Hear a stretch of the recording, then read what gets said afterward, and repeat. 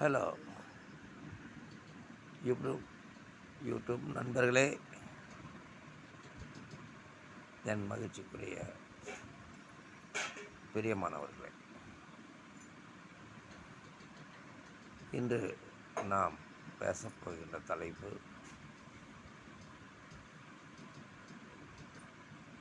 உணவு பற்றியது. அதாவது எந்த உணவு நமக்கு ஏற்றது, முன்னோர்கள் என்ன சொன்னார்கள்.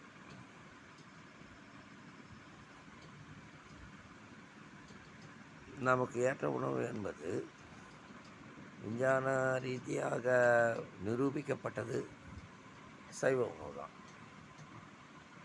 இதில் பால் கூட சேர்க்கப்படாது என்று சொல்லப்படுகின்றது.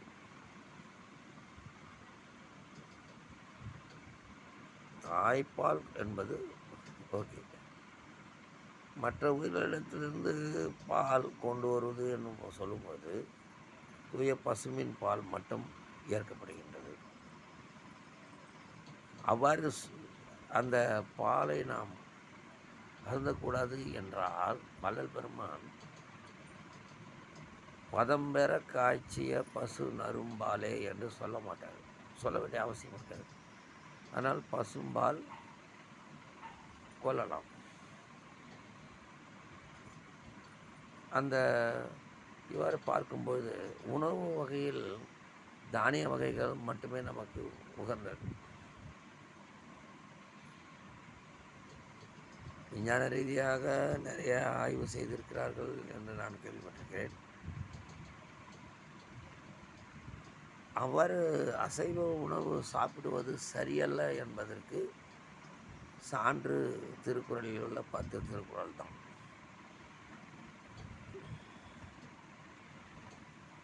தன் ஊன் பெருக்கற்கு தான் பெரிது ஊன் முன்பான் எங்கனம் ஆளும் அருள்.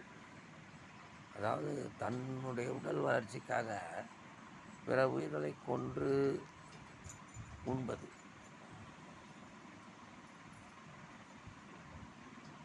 எந்த விதத்திலும் அருளை தராது, தயவை தராது, கருணை இருக்காது அங்கே என்பதுதான் அதன் உட்பொருளாகின்றது. நண்பர்களே, உலகில் பல ஏன் தாவரங்களிலே நிறைய விஷ உள்ள செடிகள் கூட இருக்கின்றன. நாம் அவற்றை கூட தொடுவதில்லை. ஏன்னா இதனால் நமக்கு தீங்கு விளைகிறது. ஆக தீங்கு விளைவிக்கக்கூடிய எந்த உணவையும் நாம் உட்கொள்ளக்கூடாது. இதுதான் முக்கிய சாராம்சம். மேலும் இங்கு ஒரு தயவு என்கின்ற ஒரு விஷயத்தை நம் சான்றோர்கள் நமக்கு உதாரணம் காட்டி சென்றிருக்கிறார்கள். மனித மாமிசம் கூட சிறப்பானது என்று நினைக்கலாம். அவ்வாறு சாப்பிட்டால் என்ன ஆகும் இந்த உலகம் என்று நீங்களே நினைப்பார்கள். ஒருவர் வெட்டி கொன்று தின்று விடுவார்கள். ஆனால் அதுக்கு பதிலாக ஏமாந்த ஜீவர்களை நாம் என்ன செய்கிறோம்? வெட்டி உணவு கடவுளின் பெயரை சொல்லியும் தேவையை பூர்த்தி செய்து கொள்கிறோம். கடவுளை எந்த இடத்திலாவது வந்து நீங்கள் ஆட்டை வெட்டுங்கள், கோழியை வெட்டுங்கள் என்று யாருமே சொல்வதில்லை. இந்த கண்மூடி பழக்கத்தை தான் மண்மூடி போக வேண்டும் என்று வள்ளல் பெருமான் சொல்லியிருக்கிறார். அறிவு விருத்தி இல்லாமல் போய்விடும். விஞ்ஞானிகள் நிறைய கண்டுபிடித்திருப்பார்கள். அதெல்லாம் அறிவு அல்ல, அது கண்டுபிடிப்புகள், அவ்வளவுதான். அறிவு என்பதே பிற உயிர்களின் துன்பத்தை அறிதல், தெரிந்து கொண்டு அந்த உயிர்களுக்கே பாதுகாப்பு கொடுப்பது என்பதுதான். அதைத்தான் அறிவு என்கிறார்கள். அறிவினான் ஆகுவதுண்டோ பிரிதின் நோய் தன்னோய் போல் போற்றாக்கடை. இந்த அறிவினுடைய உச்சக்கட்டமே பிற உயிர்களின் துன்பத்தை அறிந்து அதற்கேற்றவாறு நாம் நடந்து கொள்வது. அன்பர்களே, நீங்கள் தயவு கூர்ந்து சிந்தித்து பாருங்கள். திருக்குறளில் உள்ள 10 குறள்களை படியுங்கள், உண்மை விளங்கும். வள்ளல் பெருமான் ஜீவகாருண்ய ஒழுக்கத்தில் தெளிவாக சொல்லியிருக்கின்றார். ஒரு உயிரை கொன்று ஒரு உயிரைக்கு கொடுப்பது என்பது ஜீவகாருண்யம் அற்ற செயல் என்று தெளிவாக சொல்கிறார். ஆகவே அன்பர்களே, தயவு கூர்ந்து நீங்கள் அந்த உணவை தவிர்த்து விடுங்கள். நல்ல சந்ததி, அறிவுள்ள குழந்தைகள், நல்ல மனைவி, நல்ல நட்பு, எல்லாமும் இந்த உணவை வைத்தே வருகின்றது. நிறைய இடங்களில் நீங்கள் பார்க்கலாம், குடித்து விட்டு ஒருவர் வெட்டி கொள்வார். பிரியாணி சாப்பிட்டு விட்டு ஒருவர் அடித்து கொள்வார். இது எல்லாம் எங்கே வருகிறது என்றால் இந்த மூர்க்கத்தனத்தில் வருகிறது. நாம் எதை சாப்பிடுகிறோமோ அதை வைத்து தான் நம் குணங்கள் மாறுகின்றன. 3 குணங்களை சொல்வார்கள்: ராஜசம், தாமசம், சத்துவம். தாமசம் என்கின்றது தான் இந்த மாமிச உணவை தின்றுவிட்டு மந்தமாக இருப்பது. ராஜசம் என்பது சற்று வித்தியாசமானது. அது சைவத்தை போன்றது. அதில் காரம், உப்பு, மிளகாய் போன்ற காரம் எல்லாவற்றையும் சேர்த்து சற்று விறுவிறுப்பாக இருப்பது ராஜச குணம். அது ஒரு விதத்தில் நமக்கு தேவையாக இருக்கின்றது. விவேகானந்தர் அவர்கள் ஒரு இடத்தில் குறிப்பிடுகின்றார், நமக்கு இப்போது தேவை ராஜசம். அதாவது சத்திரியத்தனம் என்று கூட சொல்வார்கள். அதாவது இந்த பூமியில் நல்ல விஷயங்களை பாதுகாக்க வேண்டும் என்றால் சத்திரிய குணம் வேண்டும். அதாவது பாதுகாத்து அதற்காக போராட வேண்டும். நான் சத்துவமானவன் என்று சொல்லி ஒதுங்கி விடுவது இந்த உலகத்தில் உள்ள தர்மத்தை பாதுகாக்க முடியாது. அதனால்தான் கிருஷ்ண பரமாத்மா கூட போர்க்களத்தில் எடு அம்மை விடு என்று ஏவலிடுகிறார் அர்ஜுனனுக்கு.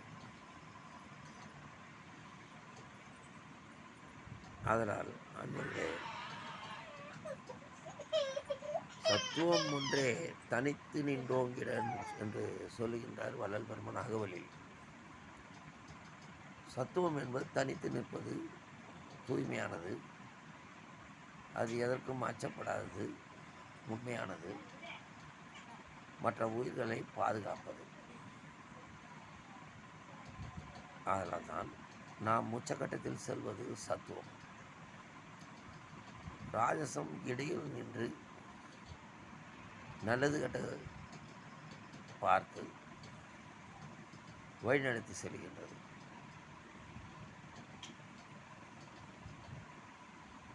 ஆதலால் சத்துவம் என்பது சுருக்கமாக சொன்னால் குடும்பஸ்தர்களை சொல்லலாம். சத்துவம் என்பது சான்றோர் பெருமக்கள், அறிஞர் பெருமக்கள், ஞானிகள், இவர்களை குறிப்பிடலாம்.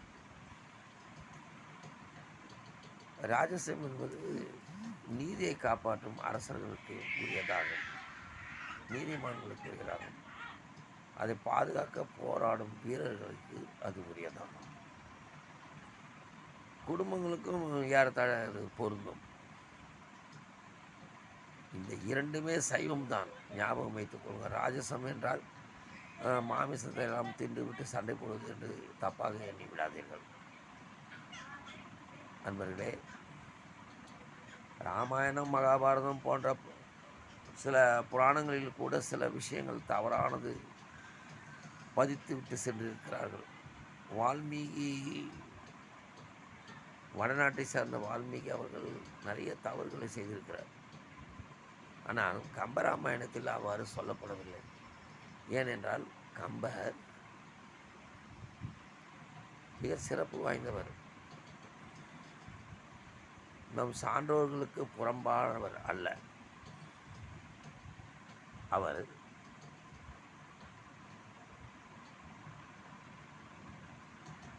உண்மையான சத்துவத்தை மட்டுமே குறிப்பிட்டு அந்த கம்பராமாயணத்தில் மிக அற்புதமாக வெளிப்படுத்தியிருக்கின்றார்.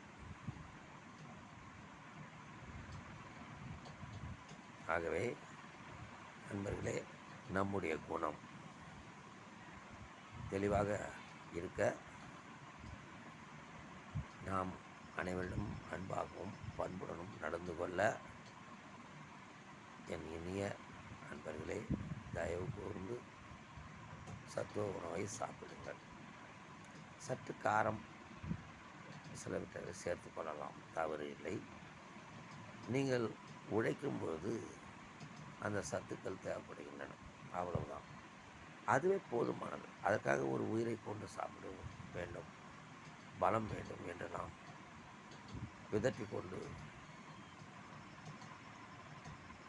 நம்மை நாமே எடுத்துக்கொள்ளவும் வேண்டாம். நம்மை அண்டியிருக்கும் உயிர்களை பாவத்தில் தள்ளவும் வேண்டாம். நண்பர்களே, உண்மையாயிருங்கள், அன்பாயிருங்கள், சத்துவ உணவை சாப்பிடுங்கள், சகஜமாக பழகுங்கள். சத்தாக இருக்கின்ற இறைவனை நீங்கள் கண்டிப்பாக உணர்வீர்கள். இன்று நான் சற்று நேரம் அதிகமாக எடுத்துக்கொண்டேன், மன்னிக்கவும். மீண்டும் வருகிறேன். வள்ளலார் சுந்தர்.